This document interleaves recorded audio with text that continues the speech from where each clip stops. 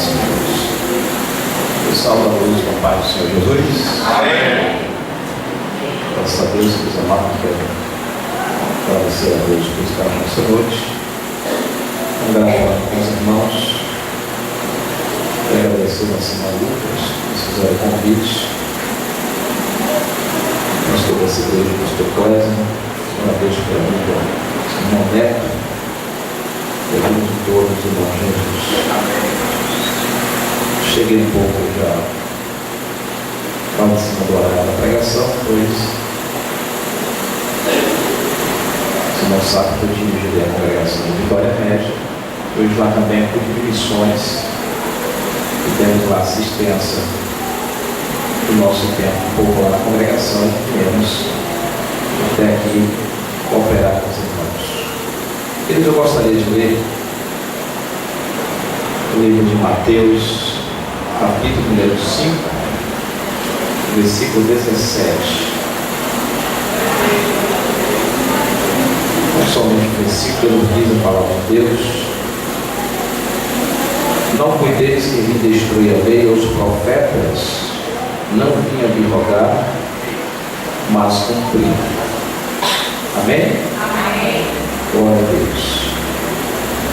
Queridos, aqui está a palavra de Deus, no livro de Mateus, capítulo número 5, onde Jesus estava no Monte das Oliveiras.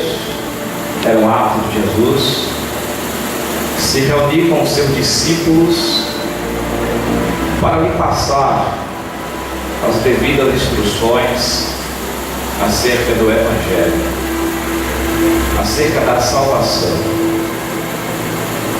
E nesta noite eu gostaria de estar falando um pouquinho sobre a missão de Jesus. Pois quando nós falamos de missões, ela não está restrita,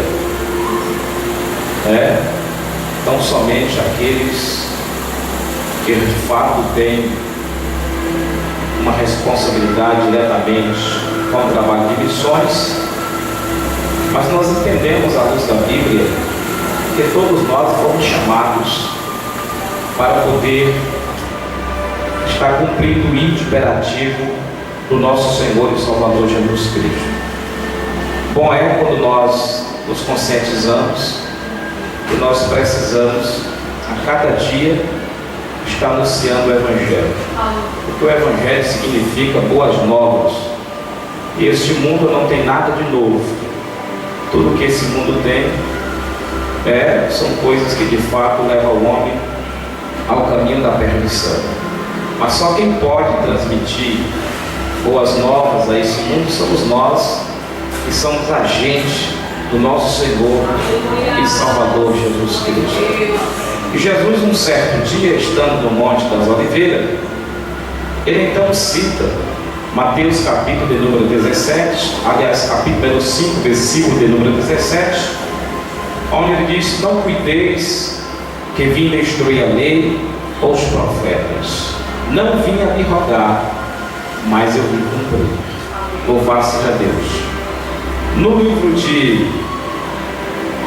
livro de Gálatas, no capítulo 4, versículo 4 e 5, Jesus diz, a palavra de Deus nos diz: mas vindo a plenitude dos tempos de Deus, enviou seu filho nascido de mulher, nascido sobre a lei, para remir os que estavam debaixo da lei, a fim de recebermos a adoção de filhos. Louvado seja o nome do Senhor.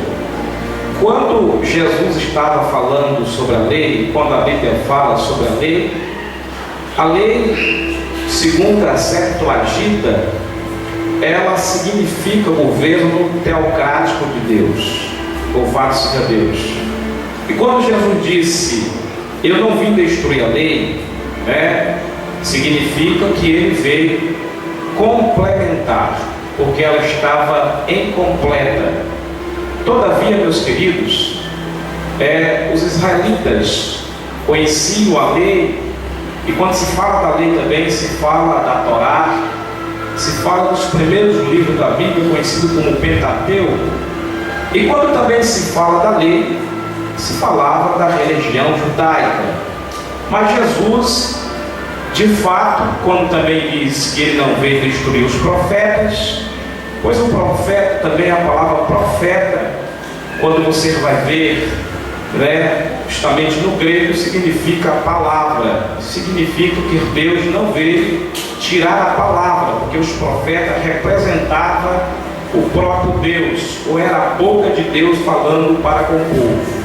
Louvado seja o nome do Senhor.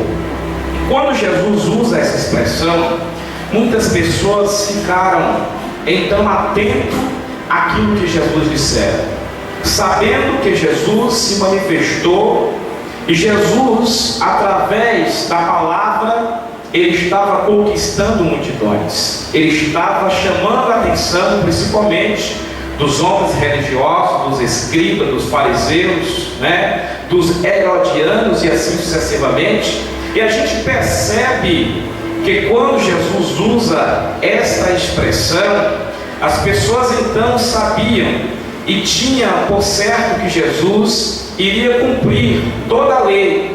E segundo a Bíblia, nem mesmo Moisés, nem mesmo Abraão, nem mesmo Jacó conseguiram cumprir toda a lei. Mas toda a lei, Jesus nasceu ainda na época da lei, na verdade morreu também debaixo da lei, mas nós louvamos e exaltamos o nome do Senhor, porque a lei, meus queridos, ela serviu e ela serve para apontar o erro, para apontar o pecado, não é verdade? Mas a graça, ela então veio para poder absorver o homem da mais vil condenação possível. Então, quando Cristo Jesus manifesta usando esse tipo de expressão, Jesus está dizendo: eu vim trilhar num caminho oposto do qual vocês estão andando. Eu vim fazer aquilo que de fato eu tenho que fazer. Agora vocês irão entrar em contradição, vocês vão de fato então sentir um certo choque naquilo que de fato eu vim proporcionar para vocês. Até então, porque três grupos seguiam Jesus. O primeiro grupo que seguia Jesus eram os discípulos, eram aqueles que eram admiradores do mestre, aqueles que de fato criam que o mestre é o mestre que trazia boa nova, que poderia trazer salvação à humanidade. O segundo grupo era justamente os fariseus. O terceiro grupo eram os escribas. Quem eram os fariseus? Os fariseus era aquele que era conhecido como doutores da lei, aqueles que de fato aplicavam a lei, aqueles que então ensinavam a respeito da lei, mas eles não praticavam aquilo que ensinava. Os escribas, todavia, meus queridos e amados irmãos, eram tidos como escritores, ou aqueles que de fato também julgavam, porque algum deles de fato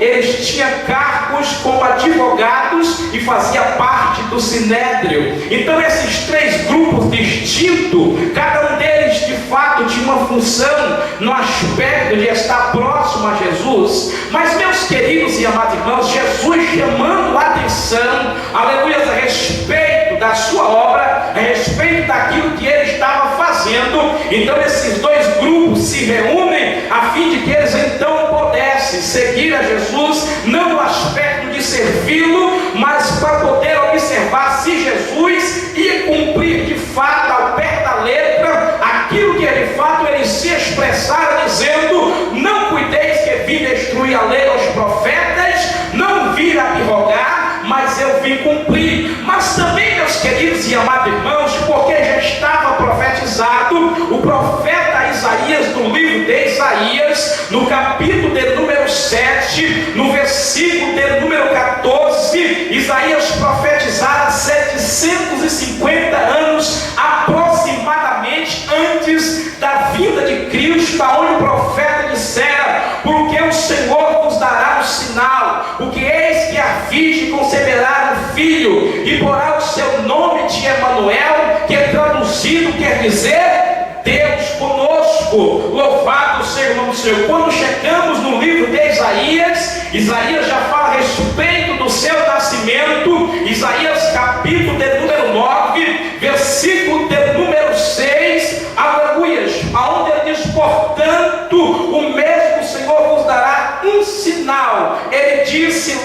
Isaías 7,14, mas Isaías capítulo de número 9, versículo de número 6, porque um menino vos nasceu, e um filho se nos deu, e o principado está sobre os seus ombros, e o seu nome será maravilhoso, conselheiro, Deus forte, Pai da eternidade e príncipe da paz. Aleluias!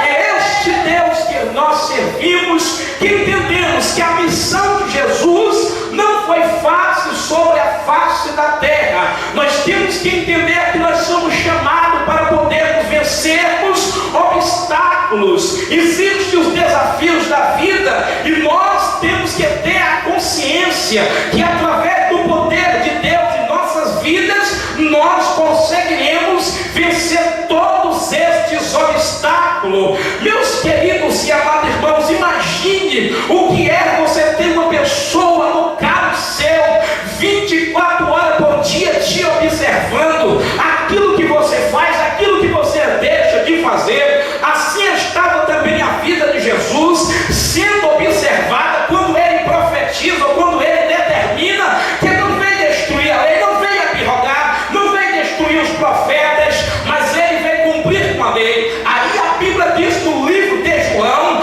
no capítulo de número 8, uma história muito conhecida que todos conhecem. A Bíblia disse que um dia estava Jesus no templo ensinando o povo que estava ali acompanhando, e de repentemente a Bíblia diz que um grupo de homens então apanharam uma mulher no ato de adultério, e aqueles homens então tiveram uma ideia estratégica justamente a fim de que pudesse levar aquela mulher até onde estava Jesus, porque um dia eles ouviram falar que Jesus não veio destruir a lei, Jesus ele veio cumprir com a lei. Queridos e amados irmãos, e nos diz a lei de Moisés que a tais tinha que ser apedrejada por ter cometido o ato de adultério. Era pena de morte, não havia perdão. Observe que aqueles homens, mediante a lei, o que já era determinado, eles poderiam matar aquela mulher no momento que foi pego ela, apesar que havia algumas cerimônias para este fato, para este acontecimento, para que pudesse executar esta mulher que fosse apanhada no ato adulterando. Mas eles então foram sagazes. Qual foi o objetivo deles de fato pegar aquela mulher e levar até Jesus? A primeira coisa que eles vieram na sua mente não foi só de apedrejar aquela mulher. A primeira coisa, a primeira ideia que veio sobre a vida deles, se reuniram e disse o seguinte: ele disse que não vai destruir a lei, ele disse que vai cumprir com a lei. Então vamos fazer o seguinte: vamos pegar esta mulher, vamos ver aonde está Jesus, por certo buscar informação, e alguém deve ter dito que ele está no templo ensinando. Levar o povo daquela mulher para ser apedrejada. Mas o objetivo deles, senhoras e senhores, não era a priori matar aquela mulher. É porque se Jesus de fato então dissesse que aquela mulher não poderia ser morta, então o objetivo deles em primeira instância era apedrejar Jesus, era de matar Jesus e não a priori daquela mulher. Meus queridos e amados irmãos, preste bem atenção em uma coisa. Nos diz os eruditos que naqueles dias, quando uma mulher era apanhada no ato de adultério, então se levava a uma praça pública, e lá na praça pública se fazia uma convocação. Era um espetáculo. É como que se de fato nos dias atuais alguém fosse lançar ou lançasse um filme, então convidasse as pessoas para ir ao cinema assistir aquele espetáculo. Traduzindo para os dias de hoje, para as programações televisivas que nós assistimos, hoje podemos observar que se coloque na televisão, haja mesmo um programa falando a respeito de cultura, a respeito de culinária, pouca audiência dá. Mas quando se pega um programa aonde só se expressa, aonde só se mostra a violência, as pessoas se interessam mais, está dando audiência, porque parece que a desgraça,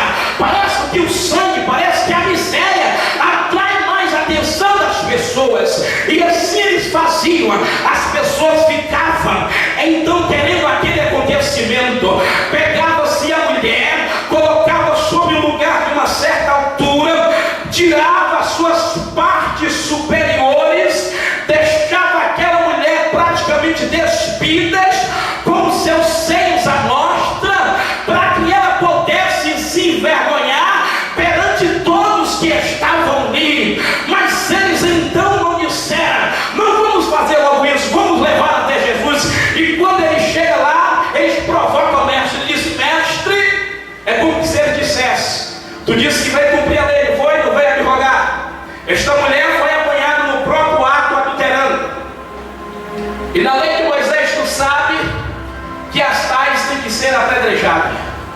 E tu o que dizes? Mas eu amo a Deus. Sabe por quê, pastor? Porque o nosso Deus é aquele que consegue achar ouro na lama. O nosso Deus é aquele que consegue encontrar joias no monturo. Aleluia. O nosso Deus tem uma visão transcendental. Ele enxerga além daquilo que nós enxergamos. Ele vê além daquilo que nós podemos ver e enxergar. Aleluia. Então eles provocam. E Jesus então ouvindo, olha para eles. De repente, meus queridos, deixa eu te dizer uma coisa. Segundo os psicólogos, uma pessoa, quando ele é acurralada, dentro de 10 segundos, ele é capaz de tomar decisões trágicas para a sua vida. Mas o Mestre Jesus não estava naquele momento em estado de euforia. Ele tinha controle da situação. Ele sabia o que estava fazendo. Eu quero profetizar nesta noite: Deus sabe o que está fazendo. Deus é responsável pelo aquilo que acontece na minha vida e na sua vida. Porque a Bíblia diz que não cai uma folha da árvore se não for no consentimento de Deus.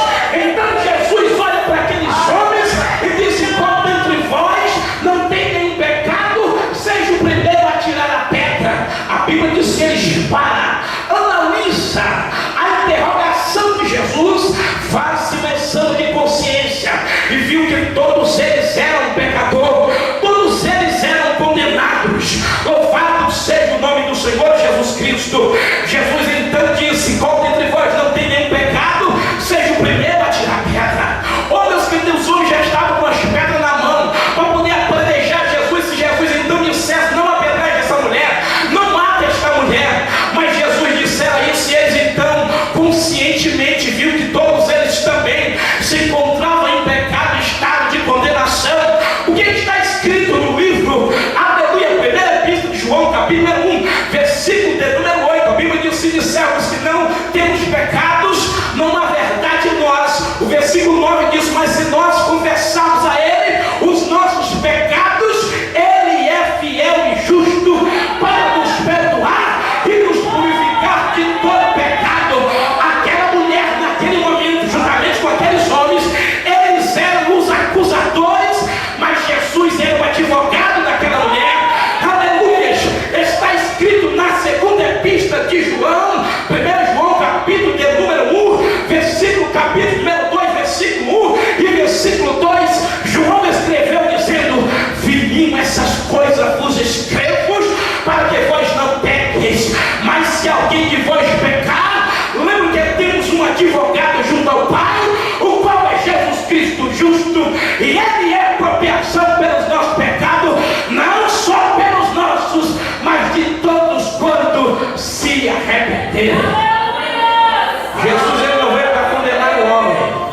Jesus, ele veio para absorver, para dar vida àquele que está condenado. Aleluia. Aqueles homens se agacham, começam a deixar as pedras sobre o chão. A Bíblia diz que começou do mais velho até o mais moço, só ficando Jesus e aquela mulher. Jesus vai para aquela mulher e disse: mulher, cadê os teus acusadores? Ninguém te condena? Ela disse: Senhor, ninguém me condena. E Jesus diz: com aquela voz meiga, mansa e suave: vai e não peques mais. Aleluias. Os homens entenderam que Jesus veio traçar um caminho diferente. É por isso que a Bíblia diz: vereis a diferença entre aqueles que servem a Deus e aqueles que não servem. Nós fomos chamados para fazer a diferença. E a diferença, meu irmão, não começa de fora para dentro, se começa de dentro para fora.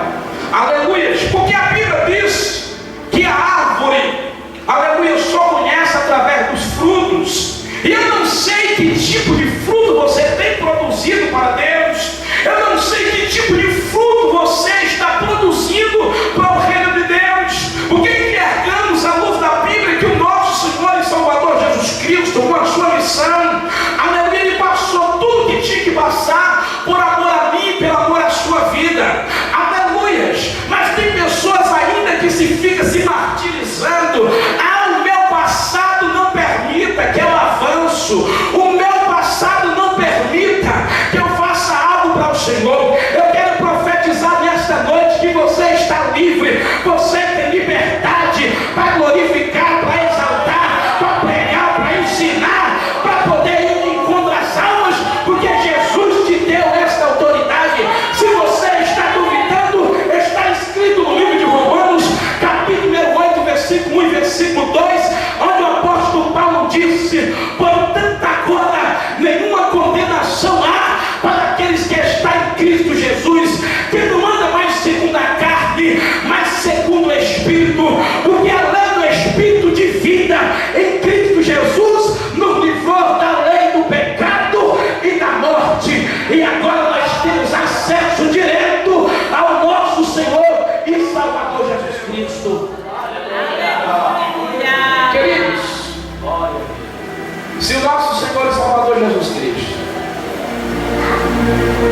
ele viesse a esse mundo fisicamente no século 21, muitos diriam: o mestre não é, parece um homem avivado, parece que ele não tem muita eloquência, porque a Bíblia diz que os maiores milagres que Jesus realizou não foi aplicando grandes sermões.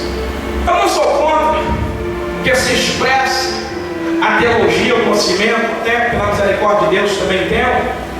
Mas, meus queridos e amados irmãos, entendemos uma coisa: que o maior objetivo de Jesus ter manifestado foi para que os homens entendessem que aquilo que está escrito no livro de João, capítulo de número 14, versículo de número 6: eu sou o caminho, a verdade e a vida, ninguém vem ao Pai a não ser por mim. No livro de João, no capítulo de número 3, versículo 14, 15, 16, 17, 18, a Bíblia diz que assim se importa, assim como Moisés levantou a serpente no deserto, assim também importa que o Filho do Homem seja levantado, para que todo aquele que nele crê não pereça, mas tenha a vida eterna. Porque Deus enviou o seu Filho ao mundo, não para que condenasse o mundo, mas para que o mundo fosse salvo por ele. Mas a Bíblia disse, meus amados, que a luz manifestou entre as trevas, e os homens não vieram para a luz a fim de que as suas obras não fossem reprovadas. Mas a condenação é esta: que deixa de crer no unigênito Filho de Deus. Mas a Bíblia diz que aqueles que estão nas trevas e vêm para a luz, aleluia, então as suas obras são manifestas, porque não são manifestas nas trevas, mas são manifestas na luz. Porque se nós estamos na luz, então aqueles que estão em treva verá então resplandecente poder de Deus sobre a minha vida e sobre a sua vida, onde o poder de Deus se manifesta quando nós então falamos que Jesus salva, que Jesus liberta. Aleluia. Louvado seja o nome do Senhor Jesus Cristo. Queridos e amados, os homens sempre tentaram, de uma certa forma, atrapalhar a caminhada de Jesus. É interessante que quando você pega a Bíblia no livro de Mateus, capítulo de número 22, versículo de número 6, ali estavam dois grupos estavam os herodianos, ali estava também os fariseus, e também havia um grupo que seguia Jesus. E os herodianos, juntamente com os fariseus, politicamente falando, eram inimigos ferrenhos. Eles não se uniam. Mas quando ele viu que estava perdendo o território para um homem chamado Jesus, pela sua simplicidade de pregar, pela sua forma com que ele conquistava as almas, se rendia aos pés dele, aqueles homens passaram então a ter um plano. Todavia os romanos que seguiam Jesus estavam sob o governo de Pilatos, de natureza que aqueles outros também que estavam, a melhor dizendo, os que eram de Roma estavam sob o governo de Tibério. Sabia que tinha como Deus, como imperador maior, que era justamente Augusto César. Mas os judeus estavam sob o governo de Pilatos. Então tinha aqueles dois grupos que de fato não estavam de um acordo politicamente falando. Por quê? Porque antes os demais países pagavam tributo a Israel, mas agora Judá estava pagando tributo a César. Então eles se reuniram. Não se poderia então conspirar. Quem conspirasse contra o governo de Pilatos, esse homem era sentenciado à morte. Quem também conspirasse contra o governo de Augusto César ou de Tibério, também era sentenciado à morte. Eles então se reúnem para fazer uma pergunta estrategista para Jesus. E a pergunta que eles fazem aqui de Mateus, capítulo de número 22, aleluias, ele disse para Jesus da seguinte forma, Mateus 22, aleluias, a questão do tributo. Ele disse-lhe amigos, como entraste aqui, melhor dizendo, versículo de número 10, e os servos saindo pelo caminho ajuntaram todos quantos encontraram. Glória a Deus. O versículo 14 diz, porque muitos são chamados, mas poucos são escolhidos. Então, retirando-se os fariseus, consultaram entre si como surpreenderia em alguma palavra, e enviaram-lhe os seus discípulos com os herodianos, dizendo, mestre, bem sabemos que és verdadeiro e que ensina o caminho de Deus, segundo a verdade, sem te importar com quem quer que seja, porque não olhas para a aparência dos homens. Você sabe o que eles fizeram? Eles se reuniram para poder fazer um certo elogio para Jesus, a fim de que eles pudessem então convencer Jesus. E eles perguntam, mestre, é lícito pagar tributo a César? Se ele dissesse que não era, então Jesus, todos aqueles que seguiam Jesus, poderiam abandoná-los, porque eles estavam sob o governo de Pilatos. Mas se Jesus dissesse que não era, que tinha que pagar tributo, então, justamente, talvez não a César, mas então a Tibério, a coisa pegaria para Jesus. Então Jesus, sabiamente, ele olhou, parou e analisou. Ele pega então aquela moeda, pega então aquela efígie, quando ele olha, tem quem? A foto de quem? De César. Ele diz então, dá César o que é César e dá Deus o que é de Deus. Queridos e amados irmãos, o inimigo sempre tentou atrapalhar a obra de Deus, mas a obra de Deus, ela sempre deu continuidade, porque está escrito em Mateus capítulo de número 16, aleluias, a Bíblia diz que a porta do inferno não pode prevalecer contra a igreja do Senhor Jesus Cristo. E se você é igreja do Senhor, se coloca de pé nessa noite, aleluias, se coloca de pé glorificando e exaltando o nome do Senhor, aleluias. Queridos, a missão de Jesus não foi simplesmente de apontar ninguém, mas Jesus ele veio para poder libertar o mais vil pecador, aleluias.